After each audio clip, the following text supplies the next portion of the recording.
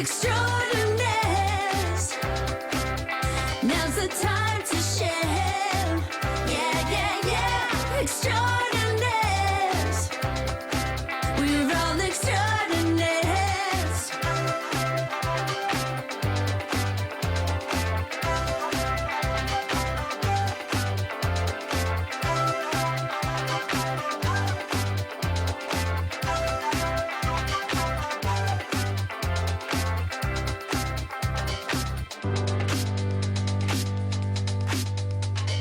Hello, extraordinaires. How are you holding up?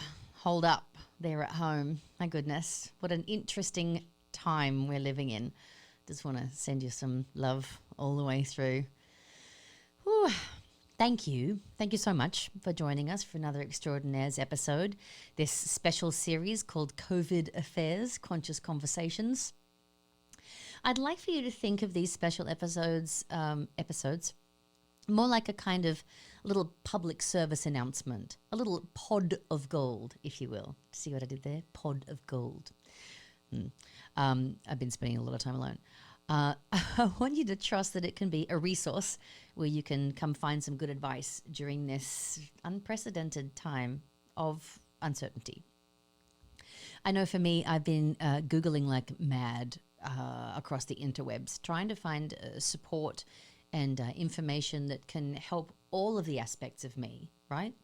I feel like my mental health is being continually more deeply challenged each day.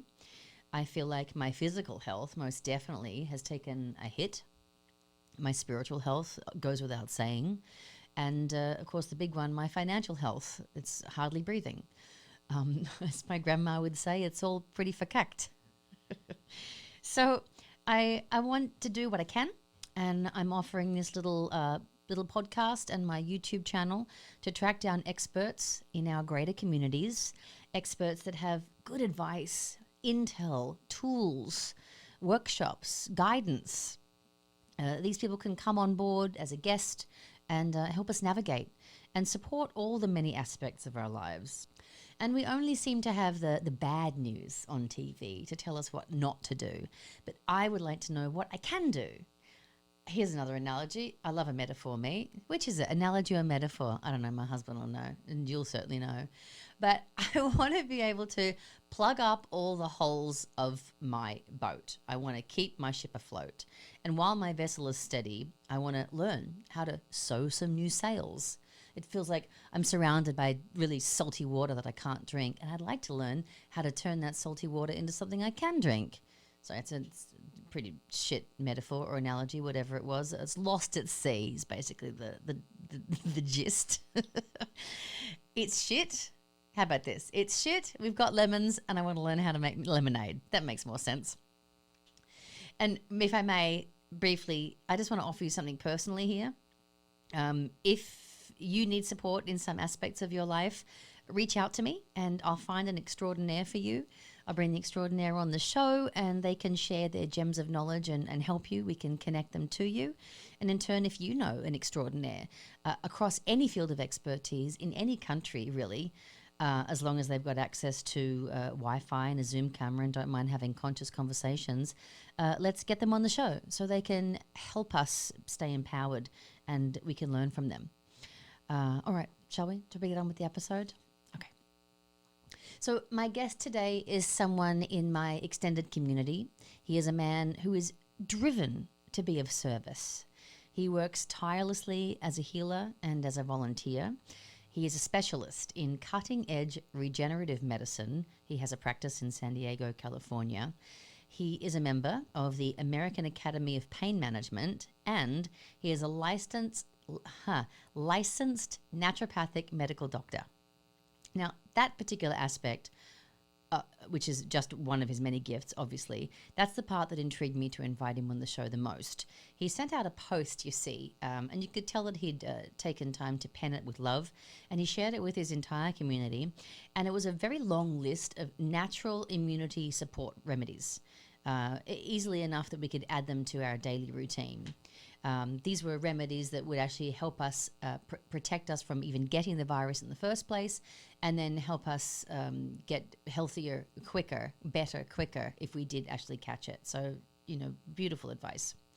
I went out and immediately bought just about everything on his list.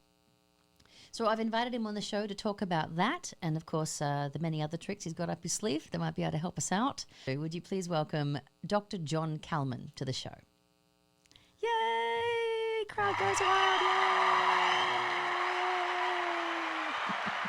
That's wonderful. I wish I was always introduced like that. Yay! You can be. Just invite me. I'll always be your little hype girl. Perfect. Thank you. How are you doing, John, down there in San Diego? Well, I got to say, it's besides maybe Hawaii, this is probably maybe the second best place to be quarantined. So, Are you allowed on your beaches? they have actually shut down the beaches, and I know the town north of us is about to shut down any parking along there as well to reduce basically any kind of access, which is really disappointing because the majority of people who live here, part of what they identify as being Californians and living in Southern California is really beach life. To not access it is probably one of the most painful things I would say for most citizens living down here right now. I think that affects their mental health too, right? You can't actually let that breeze wash some of this away. Yeah, I mean, the percentages of people who access the beach, I mean, were tremendous in terms of daily to weekly to monthly. And so to pull that out, and it's actually one of the things I think we'll end up talking about is just general access to sunshine and exercise, and accessing the beaches is one of those places to go do that. So Vitamin yeah, I D, think, right? oh, absolutely. And that's definitely one of the critical ones, and natural exposure is Yeah. for sure incredibly important. I mean, being a doctor of naturopathy, you have such great knowledge about some of these immunity boosters. So, do you want to talk to us about things that we can do to add to our day to day, which can prevent us from either getting this virus or maybe supporting us if we do have it? Yeah, for sure. I mean, the first thing I want to share is that I'm not giving medical advice. Like, obviously, no one on here, or maybe this one of my patients is on here. I don't know. But the reality is I'm not giving medical advice. I'm going to be talking about research and things we know, things that I personally do, things that we do in our household. If you choose to do those, again, it's kind of like, what's that term? Caveat emptor. It's like buyer beware. Speak with your doc. Unfortunately, the caveat there is your primary care probably won't know a lot or may not care to know a lot about what we're about to talk about. But again, the fear that comes up in the media is always the things I'm going to talk about has to do with, oh, but look at this one case study of this person who got sick or died. And clearly there are people with pre-existing conditions that if they do certain dosages of these nutrients, you can have adverse events. And so that's why I just put in that own caveat of, these are things that I do. Dosages literally run the gamut. What is considered therapeutic dosages that are found in OTC supplements found in stores like Sprouts tend to be a lot lower than what are called nutraceuticals, which are kind of the physician line brands, Right. which sometimes are available to the public more readily. Most of them are actually only available directly through doctors' offices. And the reason being is because the dosages are considerably higher in therapeutic ranges. And most of the OTC stuff, it's lower, and that reduces the liability of a company selling a product because there's less chances of it causing harm or a side effect, because you typically would have to like double, triple, or quadruple the dose to get therapeutic ranges. And that happens actually with a lot of the herbs on the market. They're sold in those little 1 ounce tincture bottles. And in real Western herbal medicine, correct, like those, see, everyone's familiar with those little bottles. Totally. A lot of the herbs, not going to specify which ones at the moment, but a lot of times the dosaging, those little bottles would be finished in about 3 days. Right. And people end up taking those in drop dosages, which it will last them for like a couple of months. And that's not therapeutic. And so that's part of what I'm referring to, that true therapeutic dosing, a lot of these things is underdosed when it comes to sort of OTC. So just be aware of that. That But makes again, sense. what I'm going to be talking about is sort of kind of general immunity things. And that leads us into kind of my introduction, which at this point, it's knowing that number one, there are no FDA approved medications against COVID. It doesn't matter if it's supplement or pharmaceutical. There is no approved treatment. There have been guidelines by the FDA that has fast tracked research into looking for possible solutions, including things like vaccinations, which are easily more than a year or two off. So even having a vaccine is nowhere near to being readily available. But that doesn't mean that you shouldn't sit by idly and literally do nothing and wait to see if you get sick. There is a wealth of previously published data on both pharmaceuticals and nutraceuticals. And I'm using the term nutraceuticals to what most people call supplements, but in this case, therapeutic dosages and the effects they have on existing coronaviruses and other influenza viruses. So knowing this data, we can infer what are called physiologic effects that we attempt to make ourselves more resilient to both exposure and ultimately reduce the chances of experiencing more severe effects of the virus when we are exposed. Because as we know now, not everybody dies from this illness.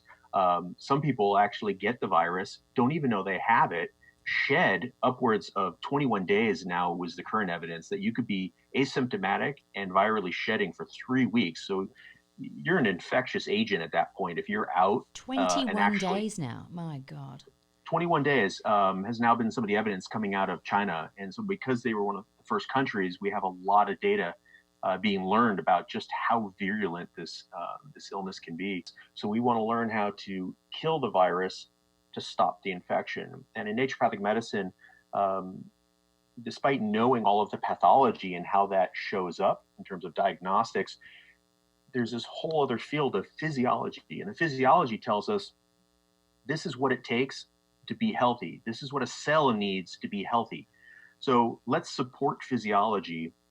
And by doing that, we can either make us more resilient to an illness or recover with less morbidity.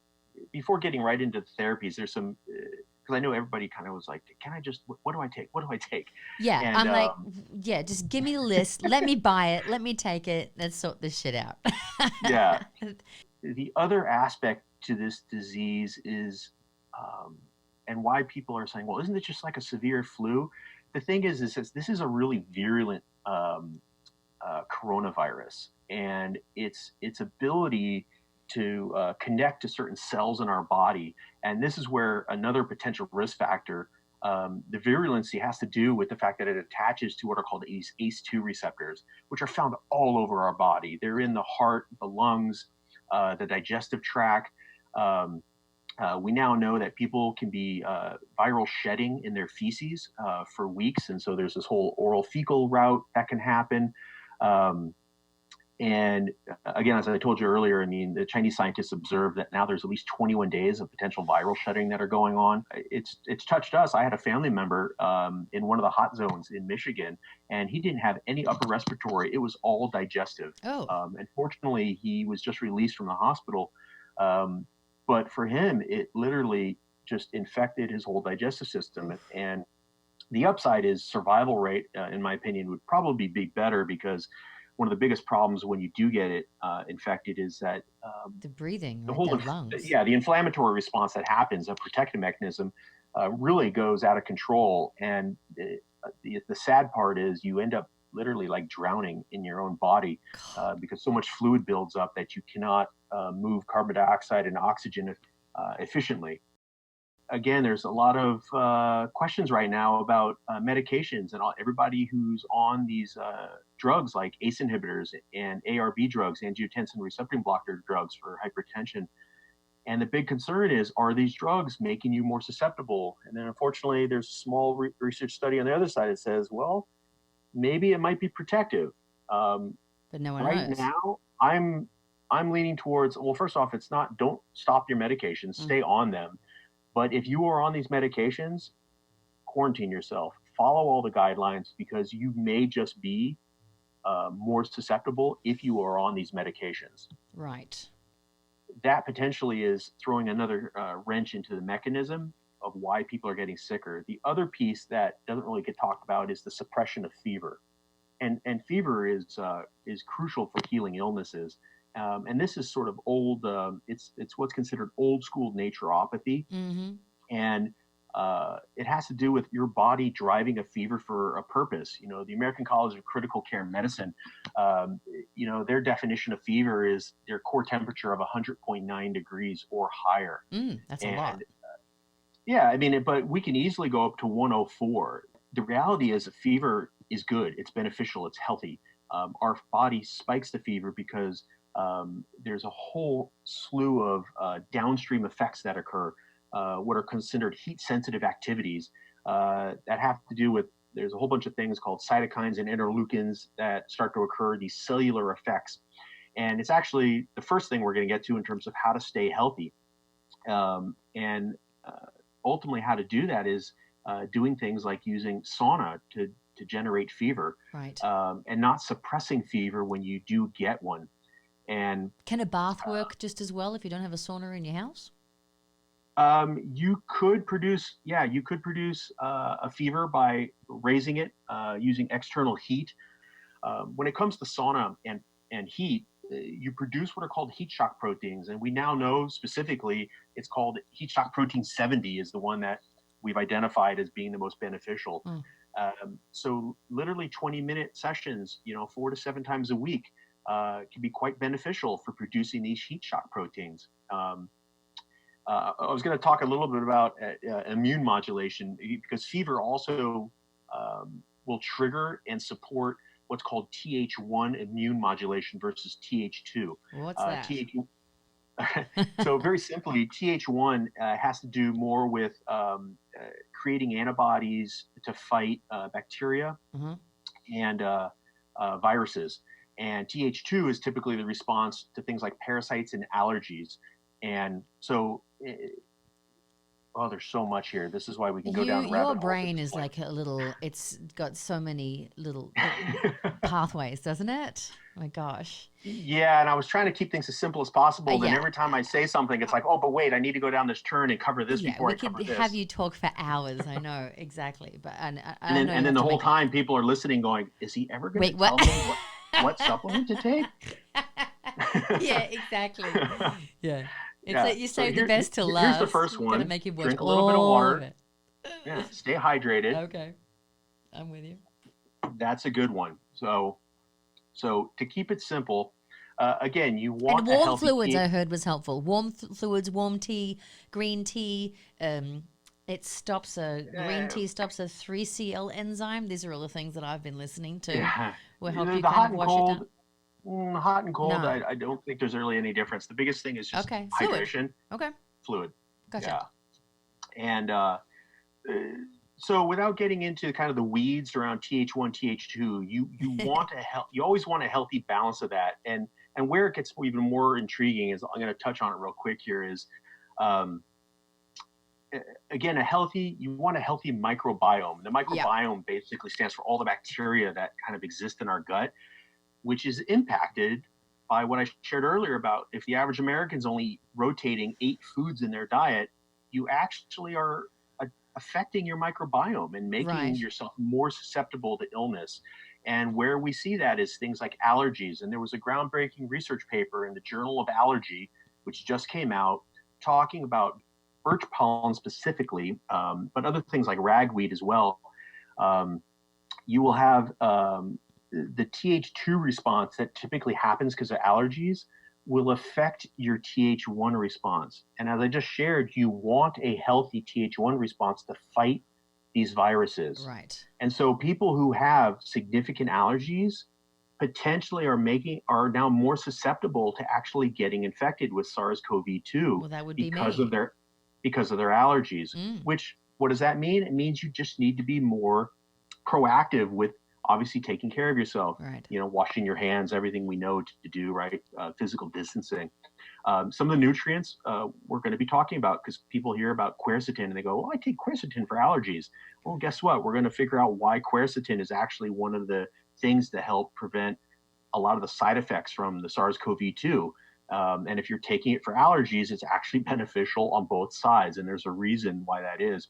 So the key here is, if you have allergies, you might not produce a strong fever or even a fever if you get SARS-CoV-2, which becomes challenging because you now get exposed to this new virus and you don't even mount what is now one of the first symptoms that tells us we have it. Right. And so that's part of the challenge now is you now become an asymptomatic carrier, right? You now potentially are shedding this virus and don't even realize it because of a comorbidity. In this case, allergies, seasonal allergies is now a comorbidity. Interesting.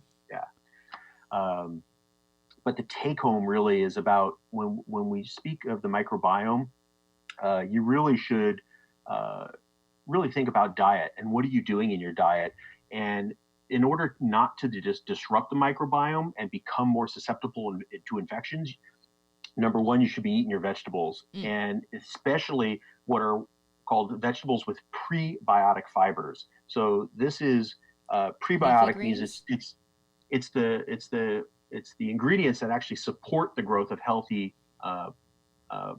probiotics, and those are typically onions, Jerusalem artichoke, sunchokes, garlic, leeks, asparagus, greens, and definitely all of your spices, everything from your rosemary and thyme, oregano, etc. That's going to help encourage a healthy gut microbiome. And the other side to that, from a food standpoint, and going back to really traditional, not just traditional medicine, but traditional foods. Most countries and cultures around the world had a traditionally fermented or cultured food that when they immigrated to the United States, stopped eating. So, for example, what are these?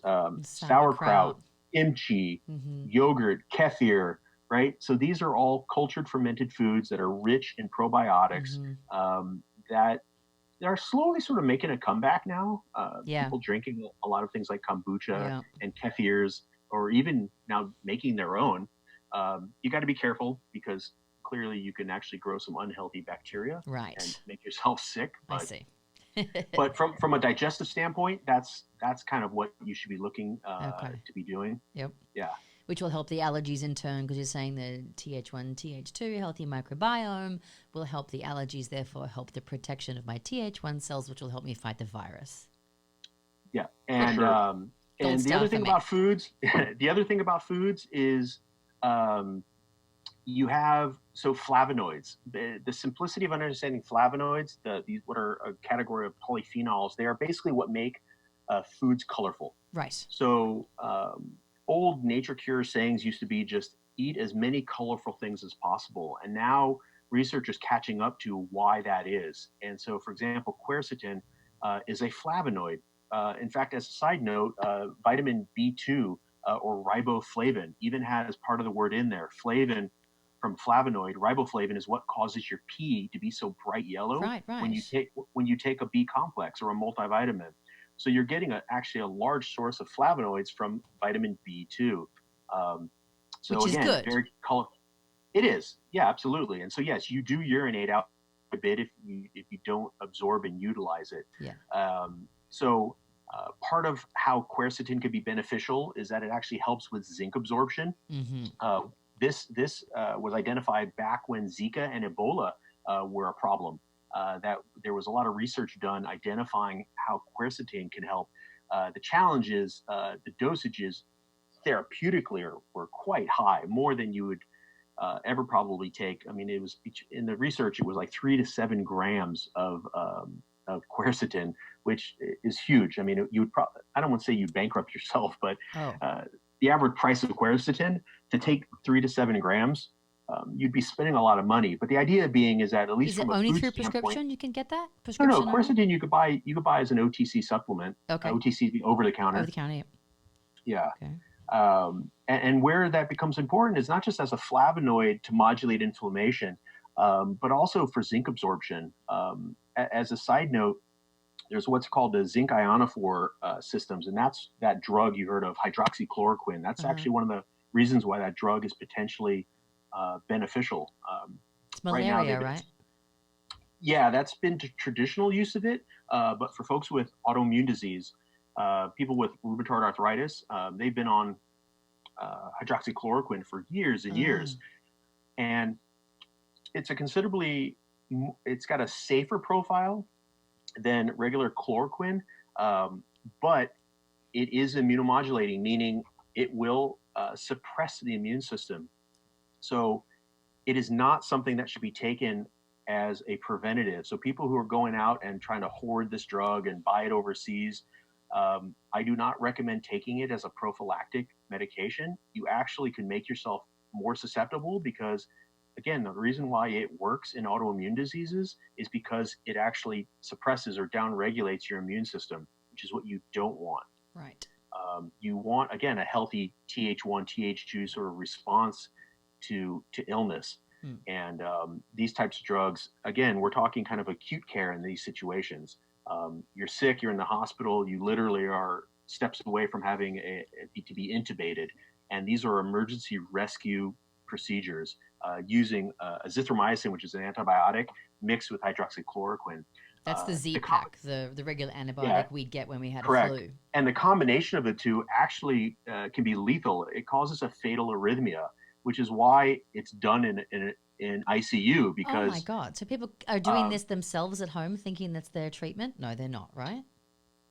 There are, because a lot of times people have pending prescriptions. Like nowadays, drugs, it becomes so well, you probably heard it's gotten so bad. There was that couple in Arizona who the husband died and the wife survived, fortunately, because she remembered she had aquarium cleaner, which had some of the drug chloroquine phosphate, which was not a smart thing to do. And very rapidly, the husband went into respiratory failure and then died because they thought they were like, hey, the president said, take this drug. It's great.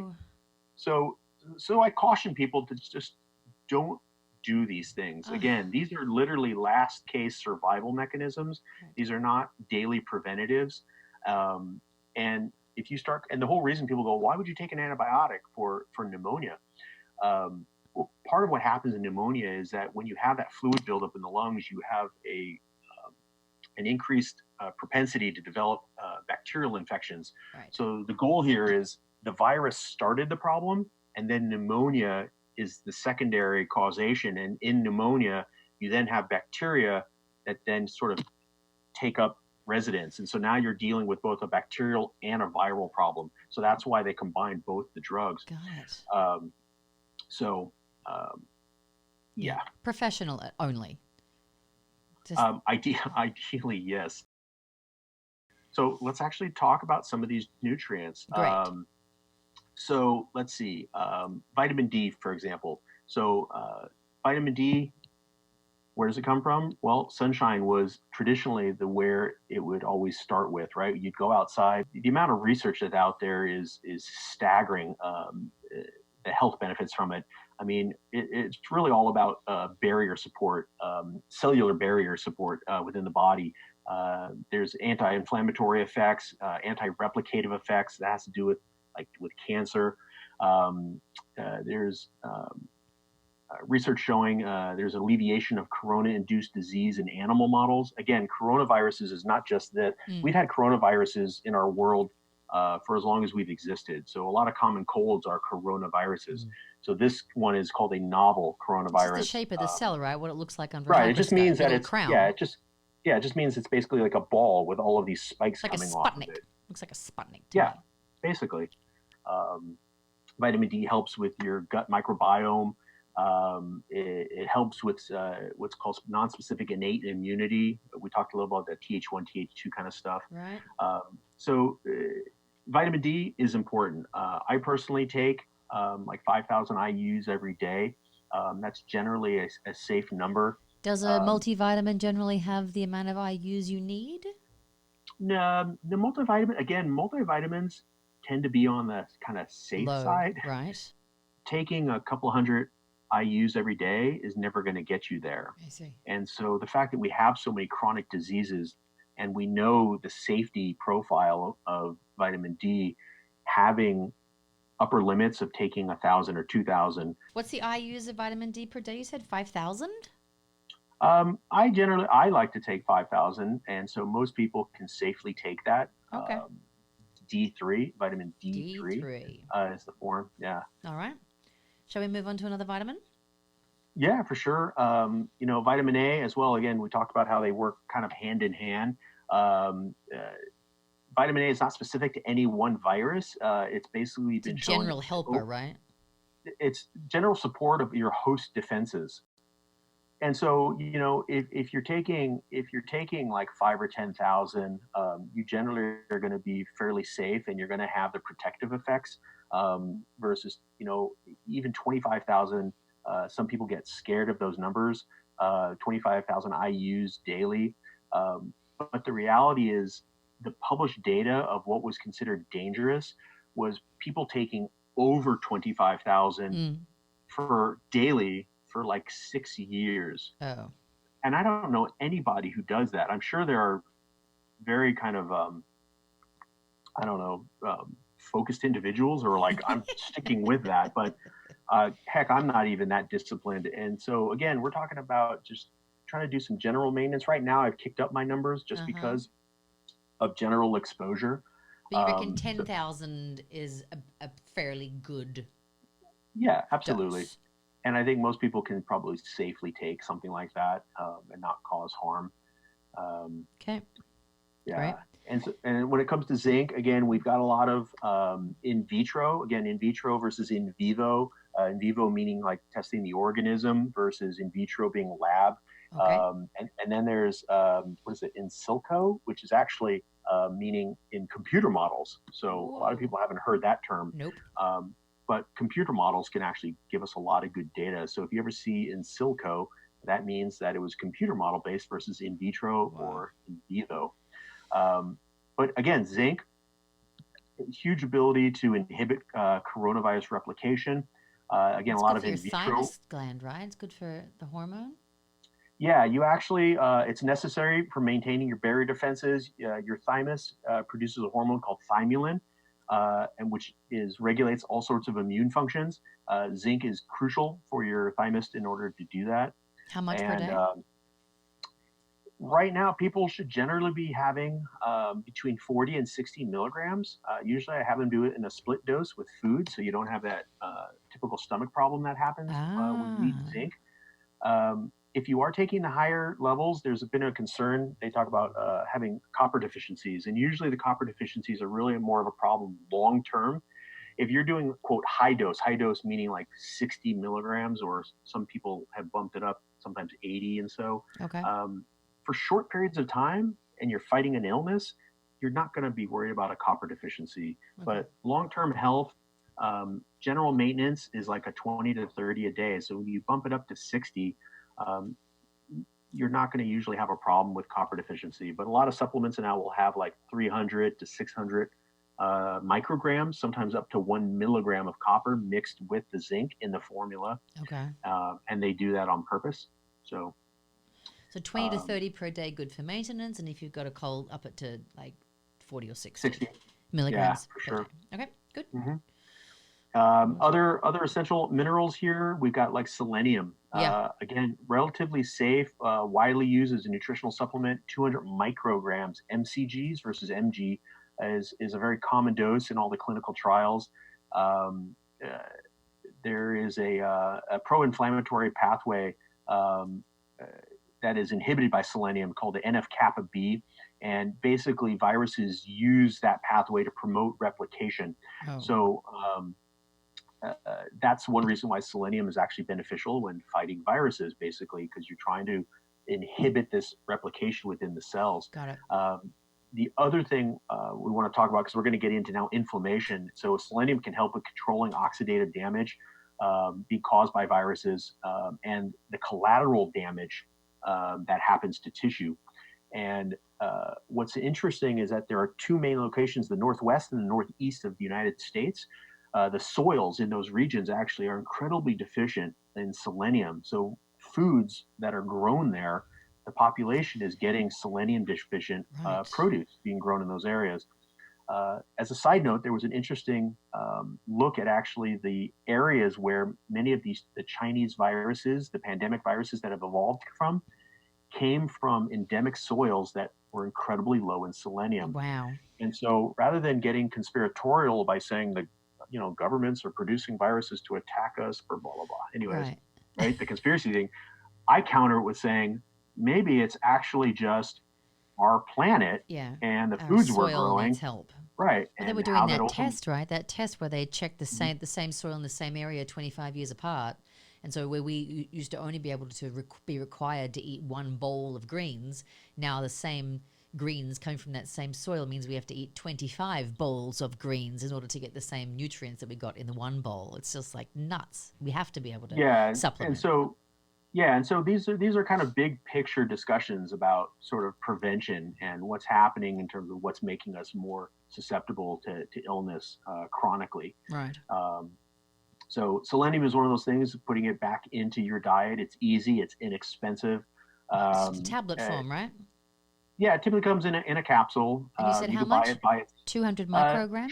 tradition. 200 micrograms is a typical dose Okay. to maintain.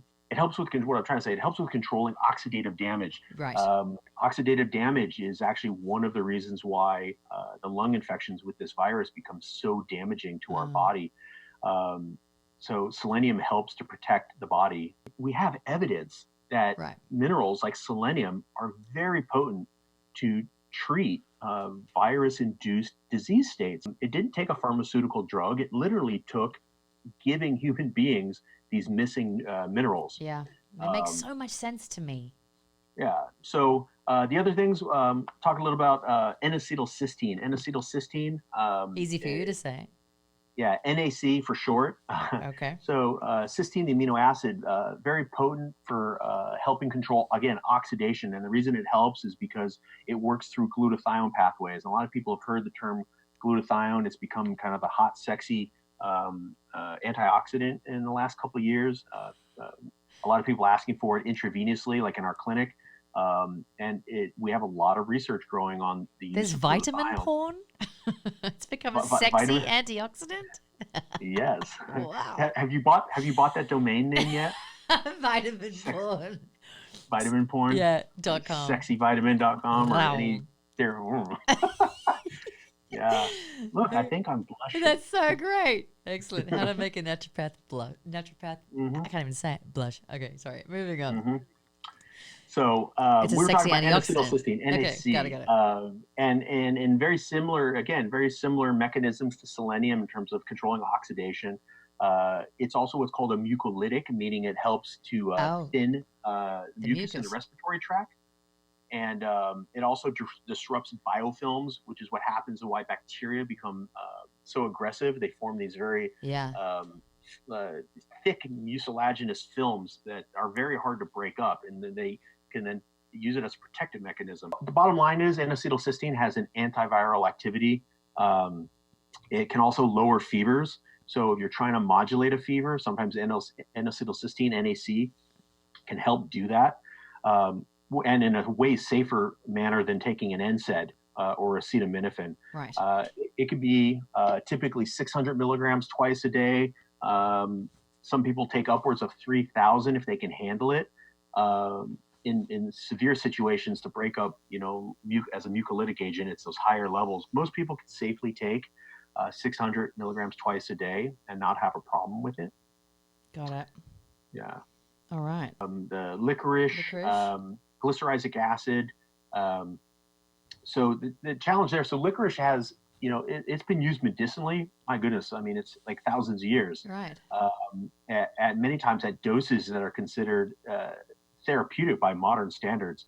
The biggest challenge had always been, again, getting back to that word aldosterone. It creates kind of a pseudo aldosterone effect, meaning that it can show up as hypertension. So taking a lot of licorice could cause people's blood pressure to go up. I see. And could cause what's called hypokalemia, which is a low potassium. And that's actually one of the side effects of getting the SARS infection is people in the ICU, their blood levels of potassium have dropped. And so they have been dosing. I'm not going to talk about the dosages because I don't want people to take them orally, because if you take too much potassium orally, you actually could cause heart arrhythmias, and don't want to be triggering any fatal arrhythmias. So licorice, again, non-specific defenses, which is why we're using it. There's a lot of inhibition against a lot of DNA and RNA viruses. It was also, there's evidence showing that it was effective against what was called Japanese encephalitis. There's published evidence against its helping herpes simplex, HIV, hepatitis C. Yeah, I read that. Yeah, it It's could be amazing. used Licorice. short-term during acute viral infections. And again, I mean, the data's out there. There was one I just randomly pulled up in the Lancet in June 2003, and it was glycyrrhizin from licorice inhibiting the entry and replication of SARS-associated coronaviruses in vitro. Again, in vitro being in cellular, kind of like a petri dish type Right. research. So how much are you saying we should take? That one's a little more challenging I to see. sort of dose. Right, because of the blood pressure thing. Yeah. Keep it on the low scale. What's safe? Um, Asking for a friend. I don't quite have a direct answer for you for that one. Got it. You I can get a little DM more me later. cautious. Yeah. Okay, so when it comes to licorice, you must speak to your practitioner, to your naturopath, to get your particular dose recommendation. Yeah, vitamin C. So this one always just it rankles people's feathers because You can just not overdose yourself. I heard on this. You can't possibly, unless it's ridiculous. Vitamin C, I heard, because my dad had cancer. So yeah, we're as just a like treating water him with C. soluble. So vitamin C. So here's what's really interesting. So vitamin C we knew about long ago because of scurvy, right? So Right. so people would be on ships trying to cross the oceans, and they would get really sick and many times die. And the ones who would chew on lemons during these long sailings would not die. And then eventually, at some point, we figured out what ascorbic acid was, and ascorbic acid was that magical molecule, vitamin C.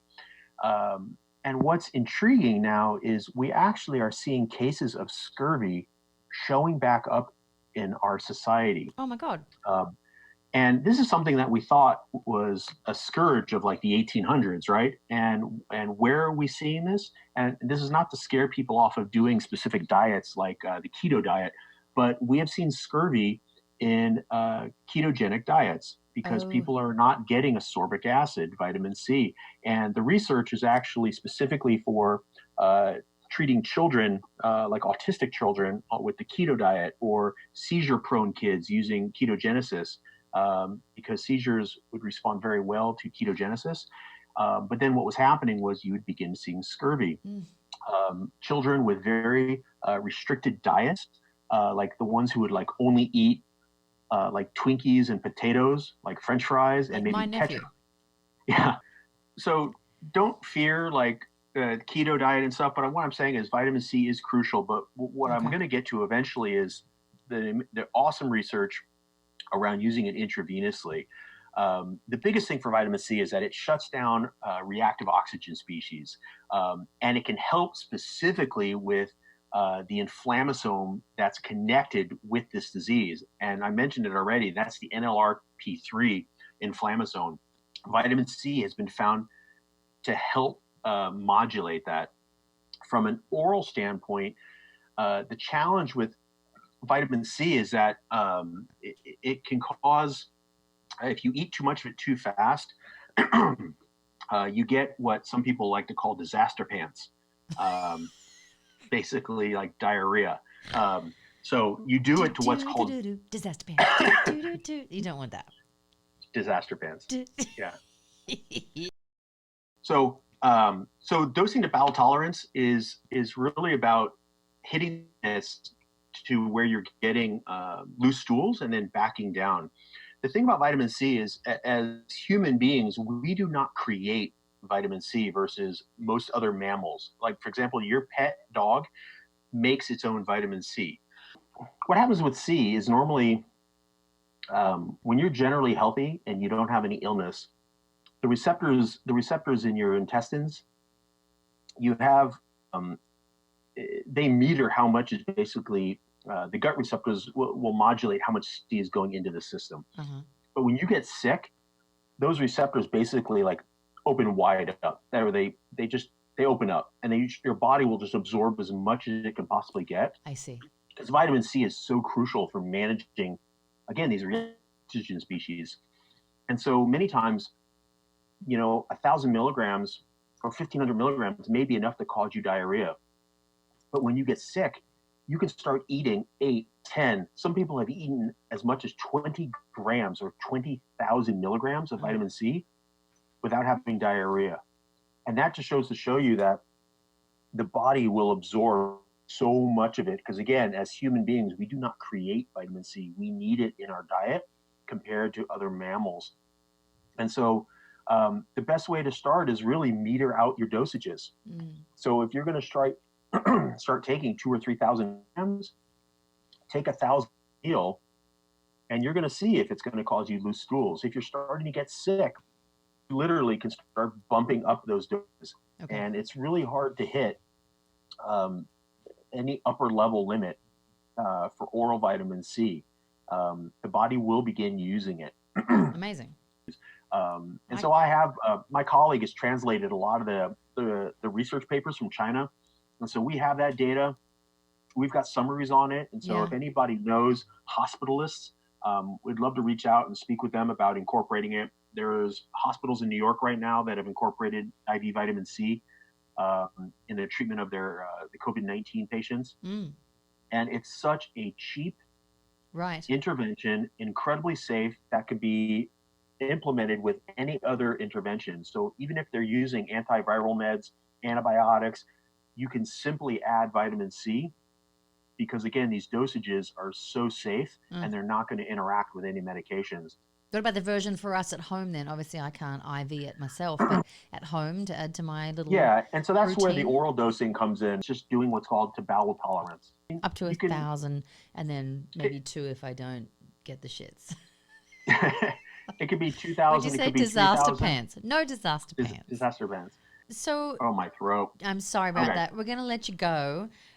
Just to be clear that I'm going to put some of this information down with the regular doses. You can look for this on the YouTube comments. If you have any conversation that you want to start with Jon, you can do it there. Where can we find you, Jon? If people want to continue on this conversation with you, or follow any treatment, or speak to you about treatment, where can they find you? How can they get in touch with you? My injection website is healmyjoints.com. And I also work at a clinic called Spark Healthcare, and their website is mysparkhealth.com. And that's the group practice, which describes a lot of the group treatments that are available. My own personal website was healmyjoints.com.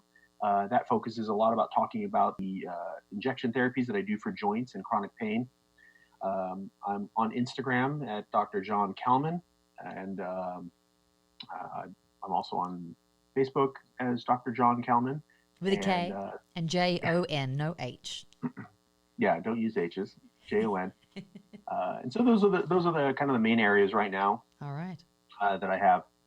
Perfect.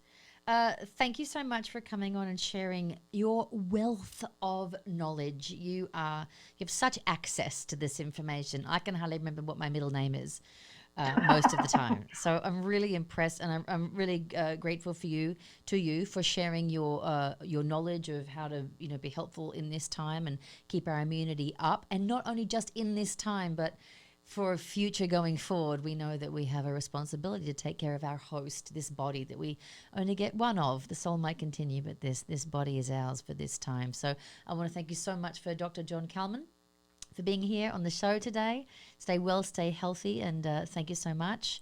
Thank you to Will, my not only husband, but a great camera and sound assistant that I have, to Carmen and Camille in the other room there. Thank you so much, Carmen and Camille, for my great theme song. Please don't forget to, if possible, leave a review for us on iTunes, Extraordinaires Podcast, and you can find us on the Teresa Livingston YouTube channel. Please feel free to reach out and start a conversation with any of my guests or myself, either in the YouTube comments or on Facebook at Extraordinaires Pod, or on Instagram at Extraordinaires Podcast. Stay well, take care of each other, befriend everybody. Everybody needs a helping hand right now. Everyone needs some love and compassion and some patience. We're all in this together, literally, globally. Much love to you all. Take care. Bye.